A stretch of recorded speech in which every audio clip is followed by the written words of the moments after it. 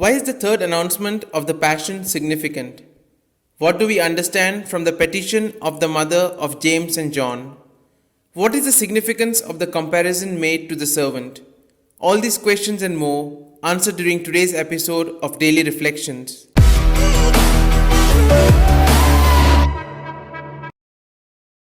To love is to serve. To love is to be called to go beyond myself and my needs for others. Jesus came among us to teach us how to live a fully human life. The Gospel tells us about the third announcement of the Passion. Going toward Jerusalem, Jesus walks in front of them. He knows that he is going to be killed.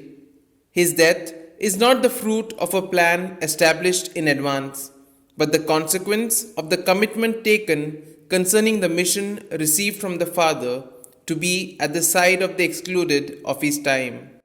This is why Jesus speaks to the disciples about the tortures and death that he will have to face in Jerusalem.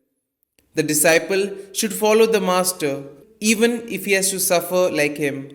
The disciples are frightened and accompany him with fear. They do not understand what is happening. Suffering did not correspond to the idea that they had of the Messiah. We then see the petition for position. The mother of James and John was ambitious for her sons. She wanted the top place at every table with Jesus for them. But Jesus sidesteps again and says that the one who serves most is the one in the honored place with God. The disciples do not only not understand the importance and significance of the message of Jesus, but they continue with their own personal ambitions.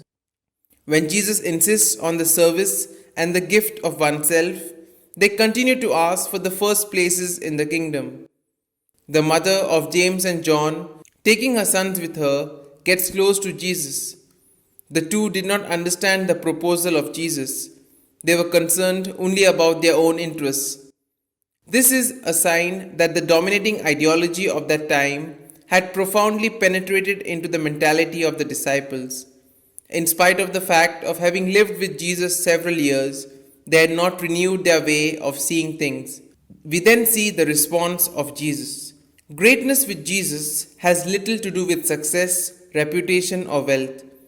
It has to do with being a slave, one of the last honorable titles of that time.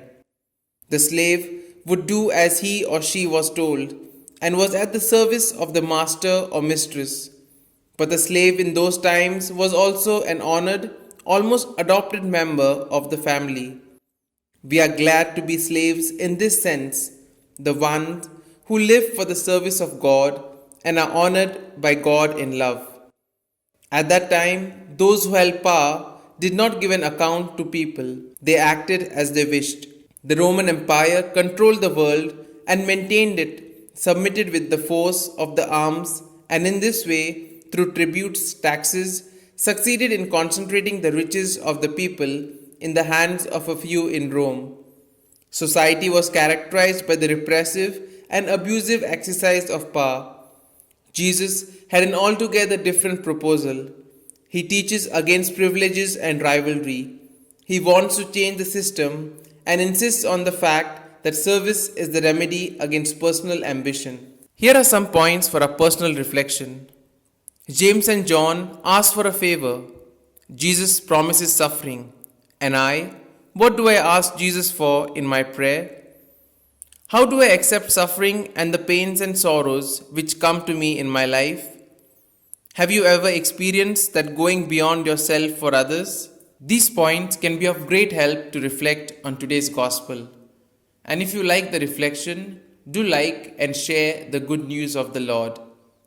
Do subscribe to the channel if you have not already subscribed, as it would mean a lot to us.